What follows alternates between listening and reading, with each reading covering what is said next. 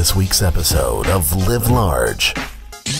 Welcome back to Rip It Up Tips. So this week we're going to pick up where we left off last week on the chest. We're going to show you another tip to get more recruitment from your pecs.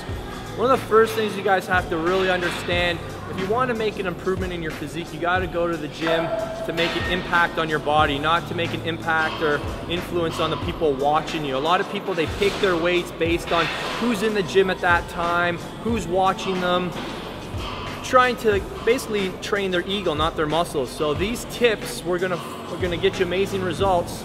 It might be as cool or as impressive as some of the heavier stuff.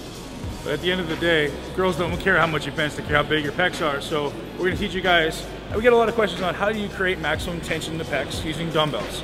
We showed you how to do it with a barbell, now we're gonna show you how to do it with dumbbells. So obviously the way we taught you guys last week by shoving your back into the bench, step number one. Now step number two, I want you to not think about that you even have something in your hands. Those dumbbells don't even exist. All I want you to think about is your relative elbow position.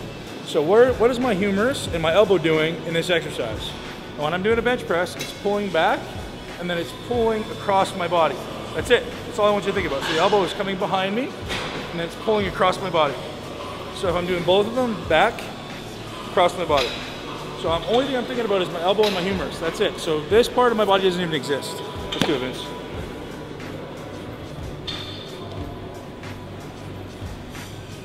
So he's getting the maximum stretch, his abs are locked. So he's really trying to shove that rib cage down so the lower back is against the pad. Head is down. He's thinking about bringing his elbows, exactly. Now if you watch that from the front, what you're gonna see is, as soon as he starts coming in, you can notice his elbows stay inside the dumbbells, which is perfect because the dumbbells are pulling him out and his pecs are still short. Exactly. See how the hands are in, or the elbows are inside the dumbbell? And because he's thinking about bringing his elbows this way, boom, amazing. So we have tension pulling him this way and the pecs being maximally short.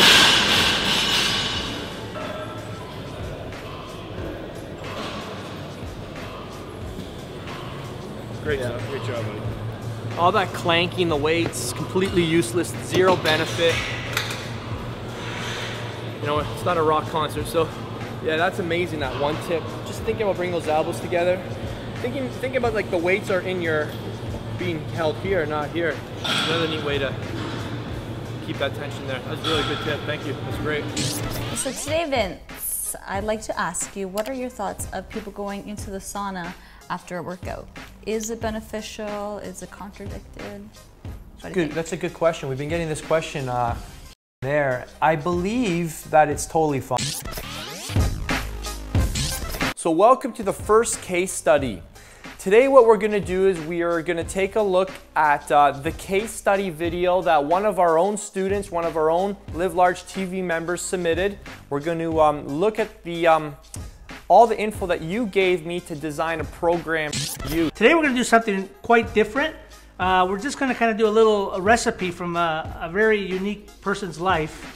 His name is Nick Walinda, and just a few weeks ago, actually, on June the 15th, he walked across the hardest section of Niagara Falls. And so just what I thought about was, what can we learn from this guy's life, from his focus, his energy?